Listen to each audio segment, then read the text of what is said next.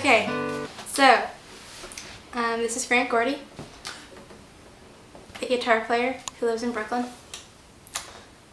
Yeah, nice use of visuals. Thanks. So how old were you when you started playing music? When I first got a guitar, I think I got a guitar for my 13th birthday. Pretty sure my dad gave me like a decent for a beginner guitar player, like little dreadnought. Before that, I kind of poked around on the piano and stuff, and but didn't take it seriously or anything. I was just kind of making noises. But once I got that guitar, pretty sure it was my 13th birthday. I just was pretty obsessed with it.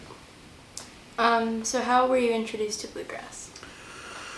Well, my dad, I grew up in Portland, Oregon, kind of, or at least until I was a teenager.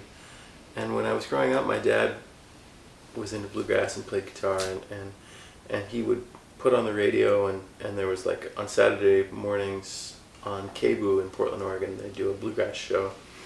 So I would hear that, hear different stuff on there, on the radio, and then he had like some tapes and records, and he had the Tony Rice record Cold on the Shoulder, Okay. which is like one of the first things I ever remember hearing. So the songs, particularly on that record, are just kind of burned into my DNA or something. And so I was aware of it from pretty early on. And I think, although I didn't like dive real deep when I first started, I knew about it. And like Blackberry Blossom, I think, was like the first tune I ever tried to learn. Cool. So how long have you been in New York City? Coming up on 7 years now. Why did you move here? Well, because I really loved it here. I'd been here to play. I'd been here, on the road over the years. I was living in Denver, and I was, spending a pretty good amount of time on tour, and so I had opportunity to come here a couple times. And the first time I came was in 2006, and it was to come do this workshop at Carnegie Hall with Edgar Meyer and Mike Marshall. Oh, cool. Yeah, with As one does. As one does. Yeah.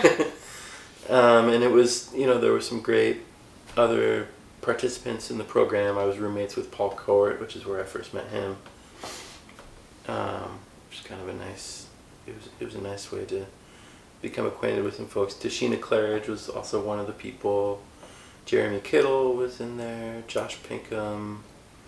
So anyway, it was kind of funny. Like that was my first experience with coming to New York. Mm-hmm. Was to do this amazing, program with all these great musicians, and so it was the best possible introduction I could have had to the place. Yeah. And then I came back a couple times, on the road, and I always just really liked it. And then I hit this point where I decided, I was going to make a change in my life, and just thought, well, what do I want to do, and where do I want to go? And I realized I wanted to be here. Cool. So have you been playing bluegrass in the city the whole time you've been here? Like with jazz and... Yeah, I've been doing a lot of stuff, kind of, really, like as long as I've been playing, I've always been interested in lots of different kinds of music, but bluegrass is kind of like my home base. Mm-hmm. And it's funny, like, certainly musically, like, I feel pretty comfortable with it musically, but I think the thing that's been the best part about it to me is what it's meant for me, like, culturally. Mm-hmm. Meaning there's like almost all my friends, my whole like network of people in some way kind of sprouts out of the bluegrass community. Yeah.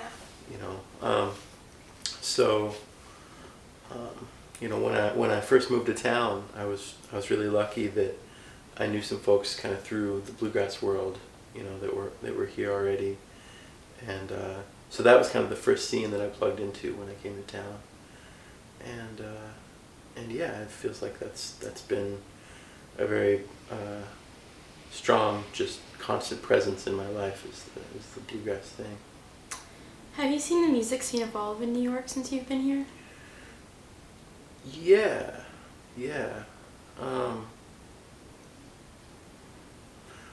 Well, maybe if I don't know if I would say evolve. I would say I've seen it change, and like evolution is a tricky word because it kind of it implies something that I don't know if I think is the right word. Like I think it's just changed. You know, it's an interesting place because it can be really transitory. Like people come maybe for a while, maybe come for a couple of years and go away, and you know you go through periods where one particular corner of the scene is really active. You know, like there was a couple of years ago, like when Sam Ryder was in town. Yeah. You know, he was doing his band, and you know, Dominic Leslie was in town, and you know, Mike Barnett and Alex, who still is here. And you know, there was this one particular window where a lot of, you know, these certain folks were around, and it was there was a lot going on with, you know, with the scene. But also, you know, some of those people have moved on, and some other people have come, and so it's always changing, you know. But I think in terms of evolving, I do think that the scene has grown a lot, you know, certainly from, you know, probably even well before I was here. I think, you know, there was there's always been a scene, but I think in the last maybe 10 years or so, it seems like things have really blossomed in a lot of ways. Things have opened up. So there seems to be like a jam or shows every night in the city to go see. And music, this kind of music is usually associated with the South. Why do you think it does so well here? Because it's fun, you know. It's fun, and it's you know, coming back to what I said earlier about like the scene being so important, like almost as important as the musical content itself. Like it's such a welcoming scene, and also the musical content is you know, if you know a few chords on the mandolin, like you can hang out at a jam and you can play along, and you know, and I think that's a really special thing. I don't think there are a lot of forms of music where you know, the level can certainly get as high as any, you know, any music's level can go, but the bar for entry is really welcoming, I think, you know. And so I think that's a big part of it. It's just it's a welcoming kind of music, a welcoming scene. So usually when you hear people talk about New York, it's the artist's place. Like everyone here is so focused on the art. How do you think the art affects New York, and how like New York affects the art? Well, that's a big question. I mean, I think, you know, the art affects New York in a lot of ways. Like it draws people to it, you know, it draws people to come together and collaborate, and it, you know, hopefully shows people that it's possible to live in a way where you can have art take a central place in your life, you know. And there's a lot of leeway here for people to try stuff, which I think is really great, you know. I think ways that New York affects the art, it's really complex. It can happen on all kinds of different levels, you know. It certainly affected my playing a lot to be here, to be like just knowing there's so many great musicians here all the time, you know. It makes me realize like I want to be as capable on my instrument as I can be. And I've always felt that, but it feels like it really, there's a special thing about it being here that I think really accelerates that feeling, or I found that to be the case. And also, you know, it can be a hustle to be here too. It can be, you know, it's expensive, and I think that you know, when you're having to work a little bit harder to make a living, I think it definitely affects the art. Yeah. So you said that you lived in Colorado and Oregon for a while. How are those scenes different than here? Man. Well, I was too young when I was living in Oregon that I don't think I knew that much. Like when I was in Portland, I was really too young to know much about the scene there. And I go back on tour sometimes, but I wouldn't say that I'm that plugged in. But like I got on my kind of got on my feet professionally in Colorado. Like that's where I started working. So that's a scene that I got to know a little bit better, and you know, it's definitely like there's definitely a vibrant scene there. And when I was living there, I think it's changed since I moved away. I think a lot of people have, like a lot of places in the country, like rents have gone up, and yeah, you know, all those adult problems. All those adult problems, you know, continue to plague us all over the place, and so I think it's changed. But when I was in Colorado, like it seemed like there were people that could live like a pretty relaxed lifestyle and make a living playing music, and people don't always have to be hustling all the time. Yeah. And here, like, you know, there's different ways you can function here, and I think, you know, for me, like because I spend a pretty good amount of my time on tour, I don't have the same, like when I'm home, I don't feel like I need to be pounding the pavement all the time to work locally, which I feel like is a big privilege because I get to have a slightly more relaxed relationship with New York. Yeah. But if you are the kind of person that's home all the time, you know, if you want to like make it work and pay your rent and everything, it's definitely a hustle. You gotta work pretty hard. Yeah. So you said you go on tour a lot. Mm-hmm. And you play some of the festivals, right? Mm-hmm. How do you think that they differ regionally?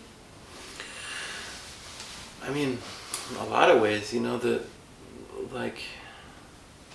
and there's some overlap between things, but, you know, certainly there are some in the South where you definitely know you're in the South, you know, culturally. Yeah.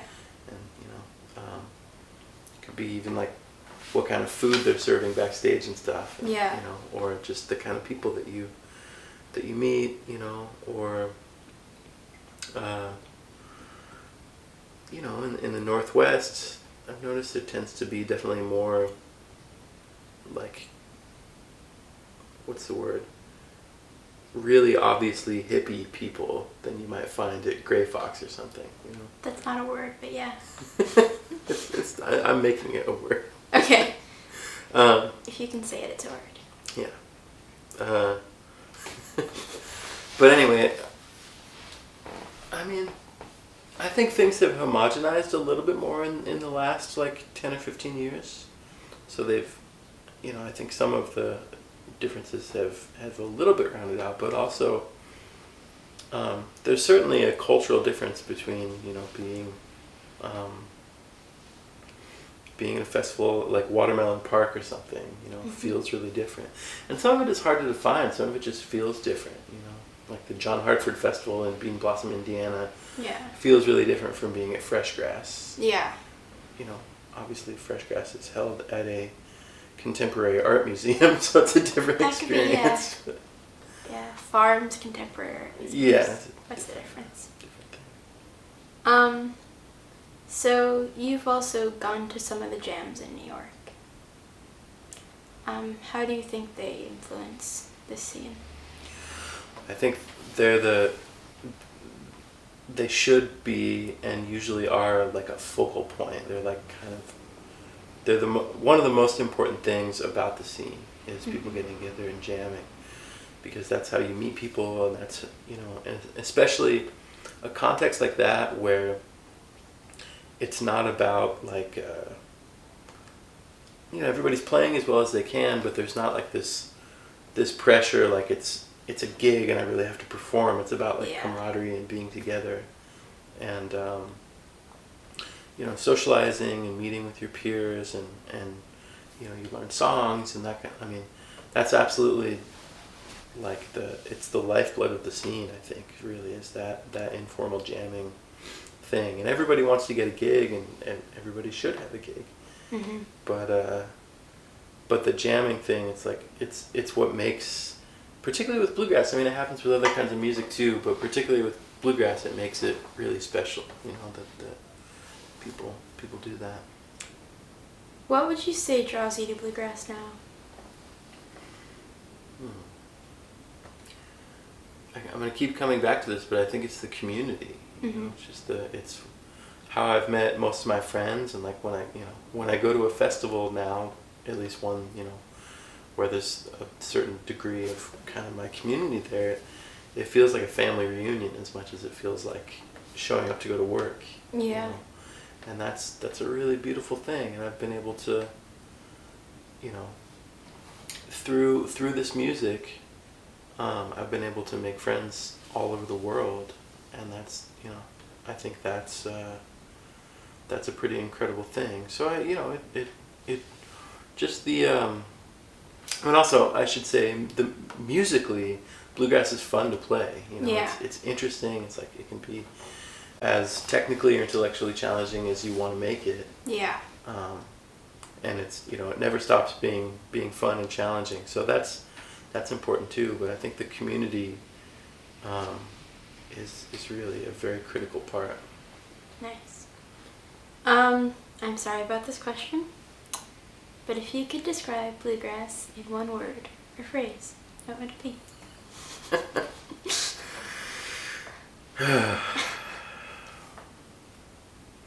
MASH. Okay. No, it doesn't have to be that. I like that one. But I mean, no one said that yet. I'm surprised, actually. I'm surprised nobody said that. I think, like, I couldn't do a word, but if I had to pick a phrase, it's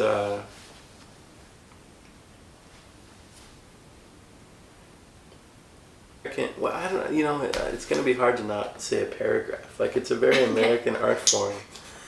And, like America, it owes everything to the rest of the world too, and it's a place, it's a place where people can like find each other and come together musically, and it's a beautiful scene, and it's interesting music. And yeah, sorry, I can't do it. That's okay. I can't water it down. That's okay. I've been thinking about like what my answer would be, and I don't have one. So it's really hard. It's almost like have you heard that expression of like, it's like if you ask a fish to describe water? No. Well, that's what music feels like sometimes, right? Because we're so immersed in it all the time. Yeah. It's really hard to step back and objectify it. And especially the bluegrass scene, it feels, it feels so endemic. It's pretty much just the world where I've lived and kind of my chosen community in life, so it's hard to step back and say, well, it's this. Yeah. Except MASH, you can't say. Okay, so you spent a few years playing with the David Grisman Quintet. How did you do that? How did that start? How did it start? Well, it started because I first met David in 2005 at the Mandolin Symposium, which is the camp that he's put on in California. And I it's a mandolin camp, but I made it really clear that I just was there to play guitar. Like I just wanted to hang out, Sure. I left my mandolin in the car and I just hung out with my guitar. And I got similar notes. Yeah. Same notes. And I got the opportunity afterwards to I met David and had the opportunity to go to his place for dinner one of the nights after the camp, and I hung out with him and his son Sam, And so, you know, I made his acquaintance. And then I was living in Colorado at the time, and every time he would come to town, I would like make sure and go and see him, and you know, really, you know, just because he was my big hero. And at one point, he emailed me and asked me if I would sub on a gig for Frank Vignola, who was the guitarist at the time. And so I went and did one gig, and then I later found out that was my audition for the band, although I didn't know it. Oh. And did you play well? I hope so. It's hard to say, but I definitely really did my homework. And I remember him saying I was the most prepared guitarist to ever show up for the gig. Like I worked really hard to make sure I knew all the parts, and like really wanted to nail it. And yeah, then I went on to do the gig for about 6 years. You must have played well then. I can only hope. Good enough anyway. So you also did a duo with Ross Martin. Mm-hmm. How did that start? Well, that started because Ross and I were both living in Denver, and when I first moved to town, Ross was like, everybody talked about him as like the best guitar player in town. He was like the first call person for everything, and I knew like that's the guy, and every chance I got to hear him, I would go see him, and he like, anytime somebody did like a recording session, he would play on it, and so I'd listen to his playing on records, and I was such a big fan. And then I remember I finally got the opportunity to hang with him at somebody's pickin' party in Boulder, and we were standing in somebody's kitchen, and we got to hang out and jam finally, and it was like an important moment for me to get to play with my hero. And then not long after that, he moved to New York, and now he's been here for 10, 15 years. It's been a long time now. And then at one point, I think I was still in Colorado, and he said, "Oh, I'm going to be in town. We should just book a duo gig." Mm-hmm. So we played at this coffee shop in Boulder together, and I remember saying after that gig, I remember thinking like, "Oh, it was such a great night. I have a feeling that we're gonna do something here." So then a year or two later, I ended up moving here, and we started playing together, and then decided to make a record, and started going on tour, and I've been doing that for probably as long as I've lived here now. So on your record, Year of the Dog, you guys wrote a lot of the songs? I think we wrote maybe half of them, something like that. It's a mixture. Maybe a little more than half, I'm not sure. How did you come up with like what was going to be on the album? And like, it was an interesting process. Like some stuff is like we do a Bach 2-part invention, and that was really clear. Well, 2-part invention. One of us takes the left hand, one of us takes the right hand. So that kind of arranged itself. Mm-hmm.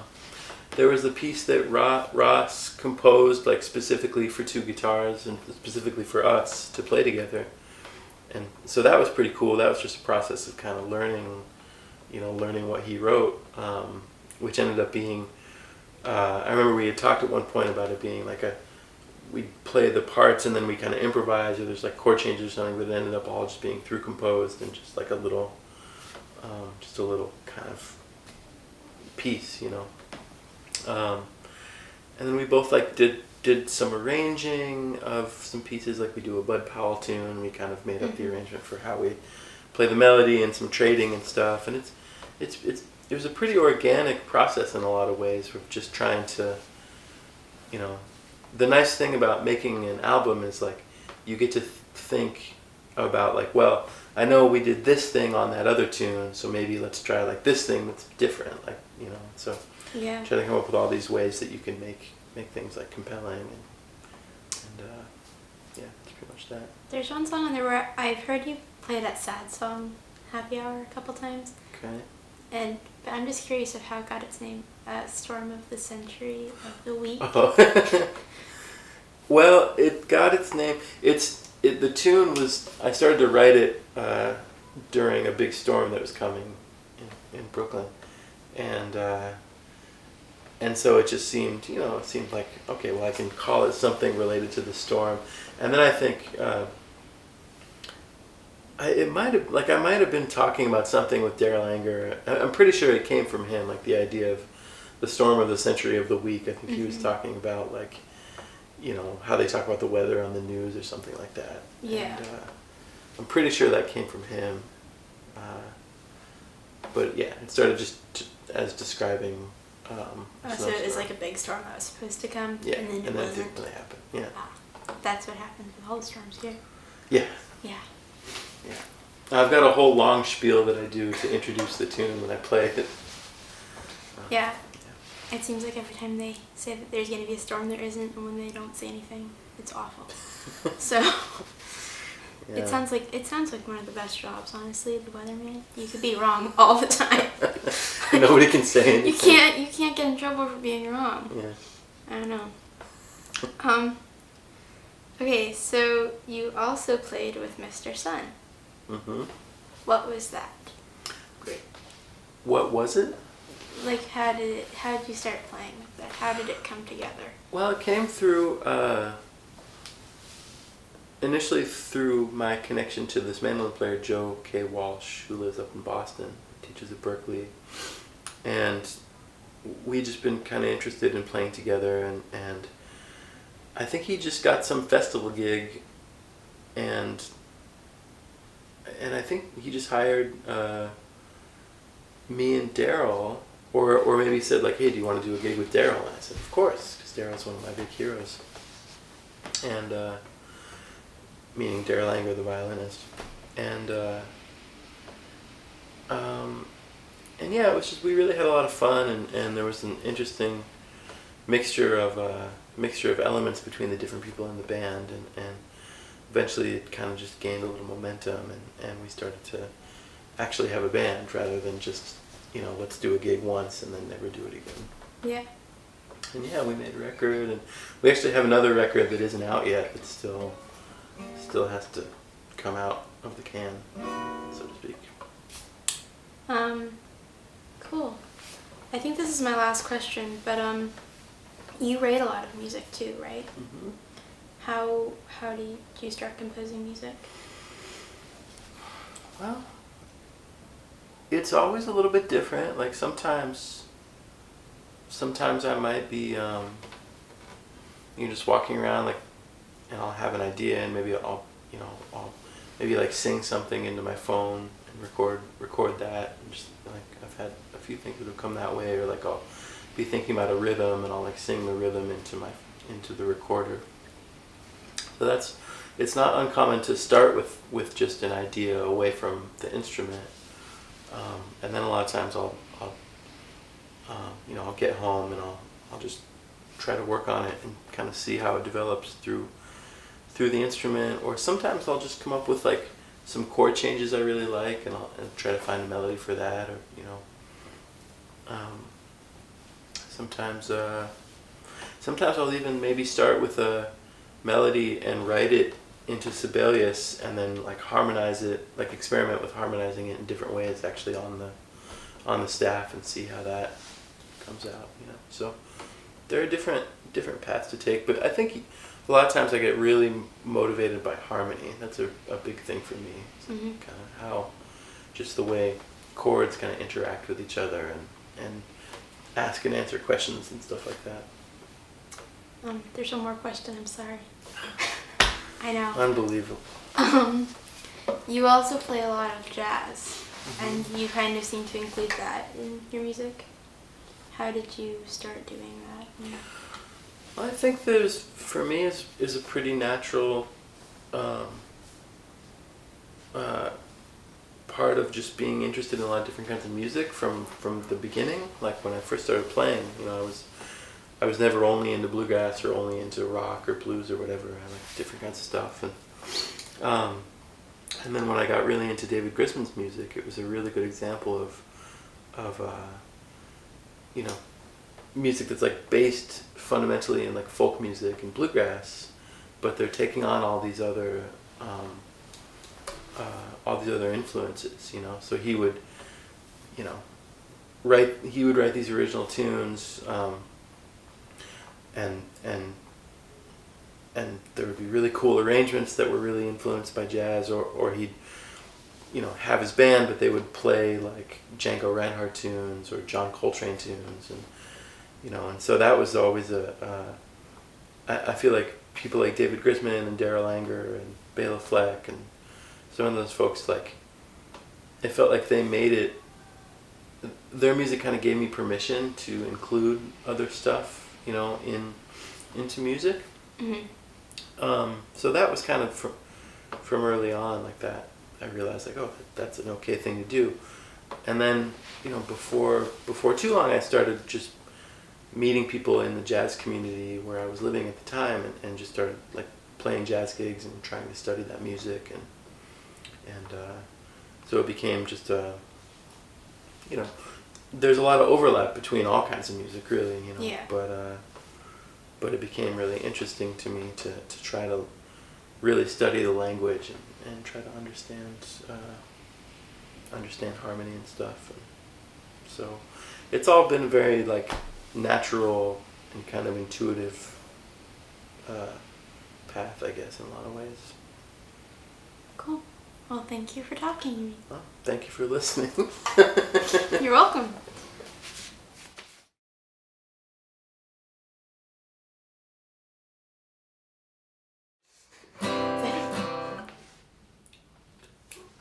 Is it okay? One, two, three.